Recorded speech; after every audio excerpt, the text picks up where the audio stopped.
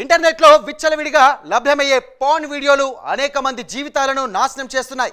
మహిళలపై, చిన్నారులపై లైంగిక నేరాలకు ప్రేరేపిస్తున్నాయి.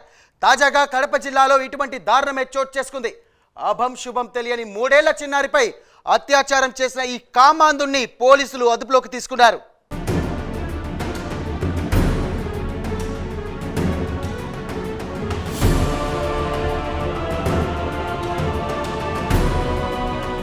కడప జిల్లా కలసపాడు మండలం గంగాయపల్లె గ్రామంలో ఈ నెల 7వ తేదీన 3 సంవత్సరాల చిన్నారిపై ఓ కామాంధుడు అత్యాచారం చేశాడు. ఈ కేసులో ముద్దాయి కె నరేంద్ర అలియాస్ జగన్ను అరెస్ట్ చేయడం జరిగిందని మైదుకూరు డీఎస్పీ రాజేంద్ర ప్రసాద్ పేర్కొన్నారు. పొరుమామిళ్ల పోలీస్ స్టేషన్లో విలేకరుల సమావేశంలో మైదుకూరు డీఎస్పీ రాజేంద్ర ప్రసాద్ మాట్లాడుతూ అనేక విషయాలు వెల్లడించారు.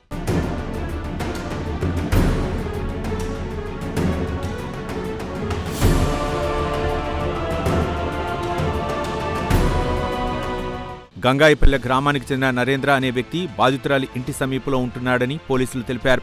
చిన్నారిపై కన్నేసిన నరేంద్ర ఆమెను కంపచెట్ల పొదల్లోకి తీసుకువెళ్లి దారుణానికి పాల్పడ్డారని డీఎస్పీ చెప్పారు. ఇంటర్నెట్లో లభ్యమయ్యే అశ్లీల వీడియోలు చూసేవాడని, దానివల్ల ఆ చిన్నారిపై అత్యాచారం చేయడం జరిగిందని డీఎస్పీ రాజేంద్ర ప్రసాద్ తెలిపారు.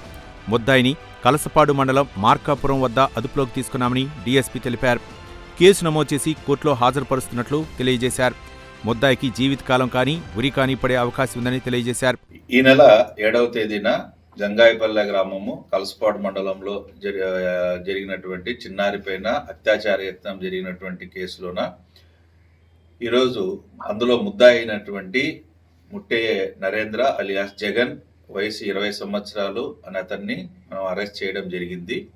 అతని గురించి విచారిస్తే అతను కూడా అదే గ్రామానికి చెందినటువంటి వ్యక్తిని, ఎవరైతే బాధితురాలకి ఇంటికి సమీపంలోనే వాళ్ళ ఇల్లు కూడా ఉంటుంది.